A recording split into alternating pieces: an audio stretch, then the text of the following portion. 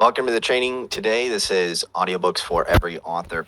And my name is Derek Depker. I'm going to be walking you through how you can turn your books into audiobooks on any budget and anywhere in the world. And this is what one past attendee said. Thank you so much. I watched a lot of webinars. This was an all-time best. You shared so much hard-earned information, and I'm grateful for your generosity. So I put this in up front. Hopefully, goal, get you excited for what you're about to learn, let you know you will be getting practical, tactical information, things that you can apply right away to take your next steps in creating audiobooks. And specifically, we're going to cover 3 ways to turn your book into an audiobook, and actually sort of an additional bonus way here.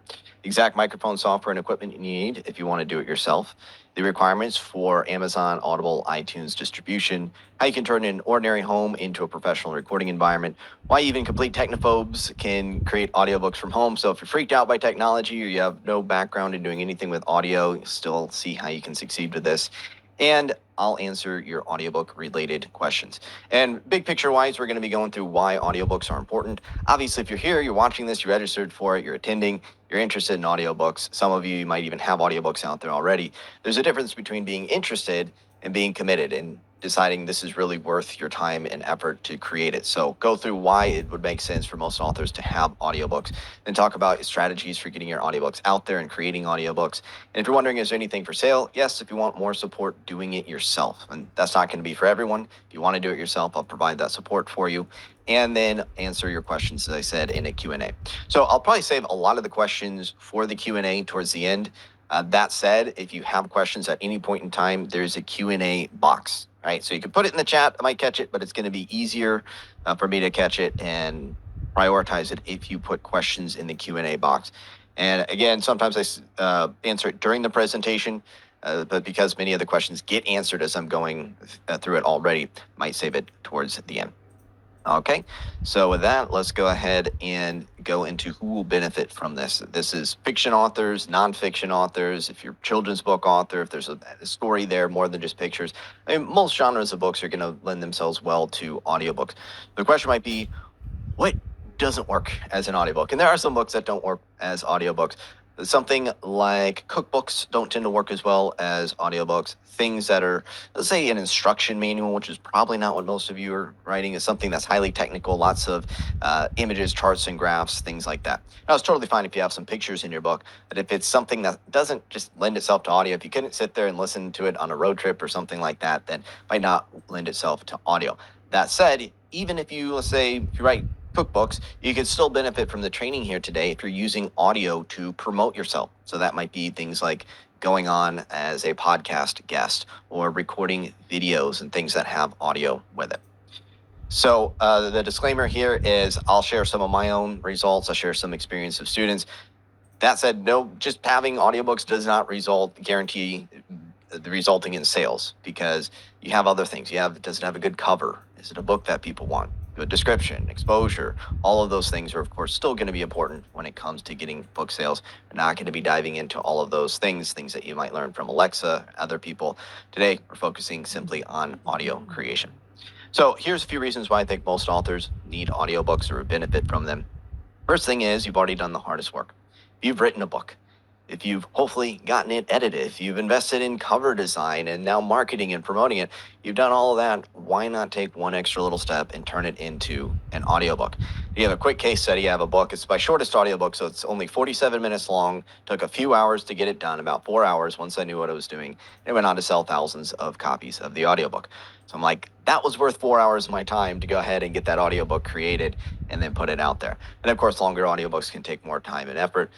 For me, it's like the hardest work was done, getting the manuscript done, getting it all edited, doing all those things. The audiobook was one add-on piece that's helped generate these extra sales coming in. And there's also less competition. Even today, as of now recording this in 2024, the majority of indie authors, the vast majority of indie authors, don't have their books in audiobook format. So what this means is it's easier to stand out in the audiobook marketplace. And the nice thing is the audiobook marketplace is big. It's not going anywhere. If anything, it's been growing double-digit percentage growth year after year after year. So you have this big demand, a big audience for audiobooks, and not as much competition from other authors. And you can also reach new audiences. There are some people who might only get your book if it's in audiobook format. And you can drop a yes in the chat box if this has happened for you. If someone has asked you if you have your book in audiobook format, or if you have yet to publish a book and you say it's coming out and they've asked you, are you going to have audiobooks, things like that. I remember years ago, I was talking to a friend. I got a number of yeses coming in. Thank you. Lori, Annie, Helga, yes, have been asked. Yeah, this happened to me years ago. I had a new book coming out. I was super excited. I was telling my friend Dee about it, and she's just like, well, yeah, I just listen to audiobooks on the way to work. Is it an audiobook? And I'm like, well, no, but you can get the print book, you can get the ebook. And she's like, yeah, I just listen to audiobooks. And I started to realize years ago, and Lancey just asked this the other day, yeah, in Christina, I only read audiobooks. I get migraines if I read text. You're going to find that. There's going to be some people who might be a huge fan. They might be one of your biggest fans, telling their friends, their family about your books and your work. But they wouldn't discover you unless it's an audiobook format.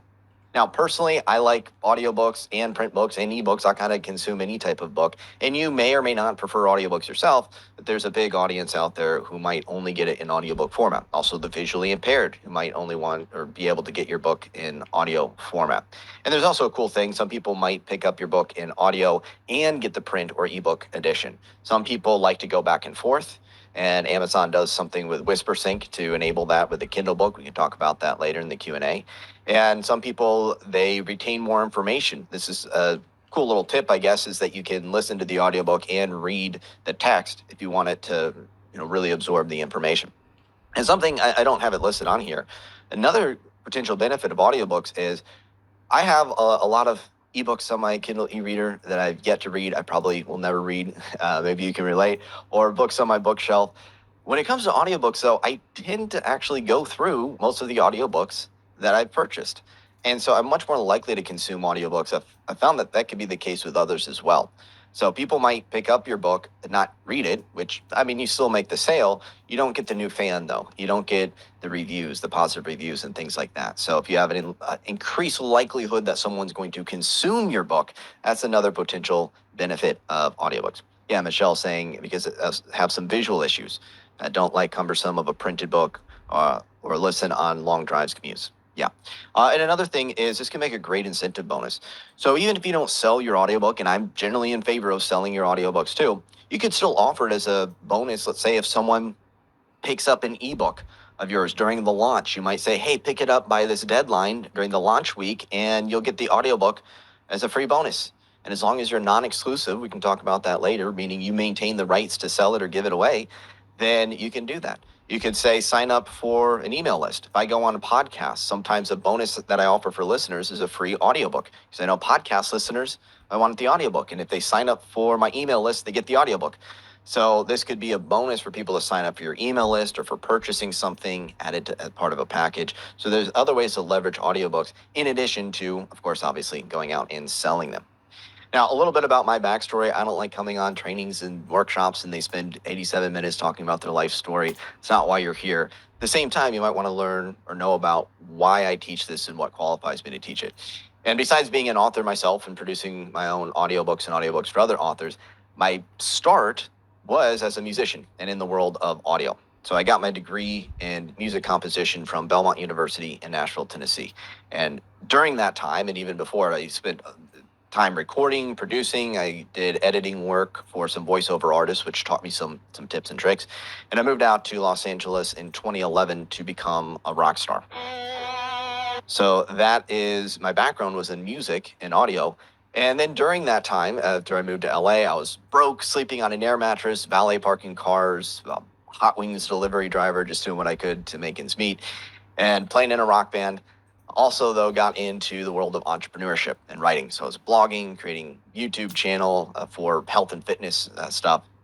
And during that time, I was driving around, listening to podcasts, seminars, reading books, trying to figure out how to launch an online business. And then I discovered the world of Kindle publishing back in 2012. I wrote my first Kindle book, published it. It was a fitness book.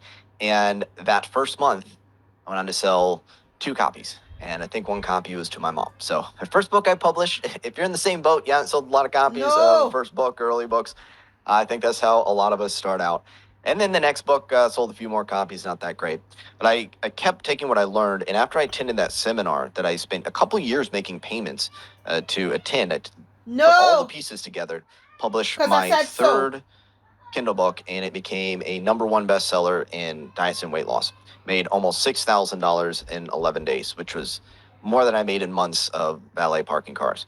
So after that point, I had cracked the code of Kindle publishing, continued to publish more books, sold over 100,000 copies of the books and fitness, personal development, things like that.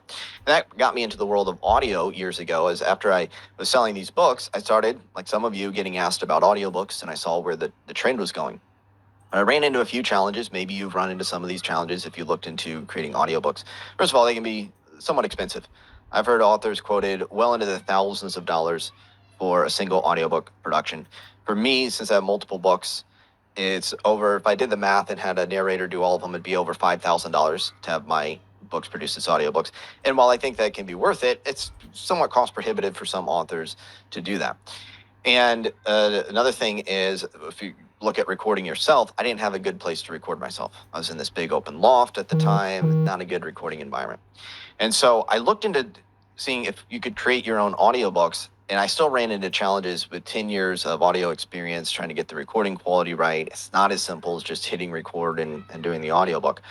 So I spent months testing home studio setups, recording techniques, working with different software programs.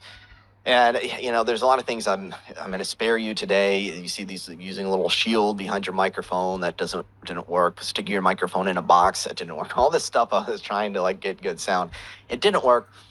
Since you're here, though, you can probably figure out where this is going. I did crack the code and figured out how you could produce audiobooks inexpensively from home, and found that it wasn't just something I could do. I could actually show it to other authors like you, because it was easy enough, it was simple enough that virtually anyone could do this process. And so the results were, I got my main books out in audiobook format. Another cool thing is I ended up getting paid thousands of dollars to do audiobooks for other authors. So for a period of time, I go, yeah, I'm just going to offer this as a service. And that's not maybe the main thing that I'm here to teach you today. That said, if you learn how to do your own audiobooks, if that's something you are interested in doing, it is a potential gig that you could offer and make a potential extra source of income if you're doing this as a service for other authors. And so results, this was as of a couple months ago, over 20,119 sales of audiobooks from one distributor. That's not counting some other distributors and direct sales.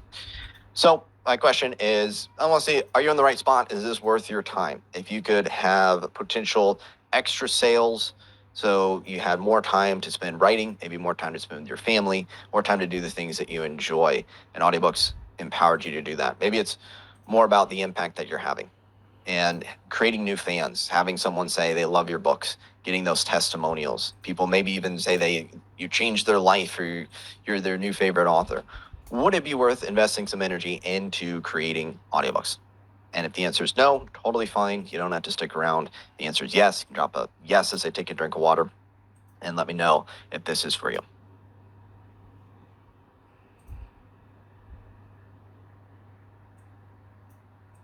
Yes, absolutely. Cool. And then I see some other comments here. Been in the music biz for 40 years. Awesome, Stacy. Great. And then I do see the questions coming in. Great questions. I do see a comment about the volume. Is my volume level good? Can you hear me okay? If you want me to raise the volume, you can say raise or something like that. I think it should be good. So not sure if you're having some volume issues, might be something on your computer. It looks like it's good for others. All right, perfect. So first thing, how do you get your audiobook out there? And I cover this first because there are people who live in different countries, and I still get questions about, what if I live in insert country? Can I get my audiobook out there, or how can I do it? The reason for that is ACX used to really be the only main audiobook distributor going back many years now, and that's Audiobooks Creation Exchange. It's owned by Amazon. And to use ACX, you had to live in US, UK, Ireland, or Canada, or at least have an address in one of those places. Nowadays, we have authorsrepublic.com and findawayvoices.com. And with Authors Republic or Findaway Voices, you can get distribution regardless of where you live, right? So at least you got to have an address in one of those places for ACX. Or Findaway Voices, doesn't matter where you live. Authors Republic, doesn't matter where you live. So you can get distribution anywhere. Now, in terms of which of these should you use, I can't tell you that. It's up to you to decide which place makes sense. You could do a combination of places. I've used ACX and Authors Republic and Findaway Voices. I've done combinations. Personally, I've grown to like Findaway Voices because I found that last time I uploaded, at least, the approval process was quicker. You have more control over things like pricing. You can do some discount deals and set some things up like a discount deal on Chirp. We can cover some of that in the Q&A, but you can explore each of these places and see which one makes sense for you. And if you're exclusive, it means you can only distribute through that place. I personally choose to be non-exclusive. I take less of a royalty. I like the freedom of being able to sell direct to consumer as well. I like the freedom to be able to offer it as a freebie to some people if I want to do that, or offer it as a bonus. So I'm personally non-exclusive. Again, that's up to you to decide what makes business sense for you. Might make sense to be exclusive if you don't plan to distribute anywhere else but that one distributor. Personally, if I don't like how a distributor is working, or I want to go somewhere else or things like that, that's why I like to be non-exclusive. Now, note on AI audiobooks. This has become more of a thing in recent, really the last year and more recent months. So there are programs that will allow you to turn text into voice. Some of them are becoming fairly convincing and human sounding, not as robotic sounding. Hello? Now, right now, you cannot go to a place like Amazon or Audible and just get a random AI generated audiobook and upload it there. It would be against their terms of service. There are programs like Virtual Voice from Amazon, which is in beta, where if you use their AI program, then they could do that. Now with that, you're still going to be limited though. You might have to only be exclusive to them because, as far as I know, you can't just take that AI audiobook and then sell direct or these different things. So you're kind of locked into their platform. And in terms of the experience for it, for some things it might sound okay. I had one author send me this email, and they were invited to the beta program. They said the voices sounded really good when listening to their samples, converted quickly, but when I started listening to it, it really missed the nuances of a human reading a book, and it sounded flat. I wondered if anyone would be able to listen to it for long periods of time. So I have my concerns. I'm not anti-AI. I do plenty of things with AI. I think it has some benefits. When it comes to audiobooks, though, in particular, my concern is that you're going to be limited in what you can do. You're not going to have wide distribution, and it might not create the best listener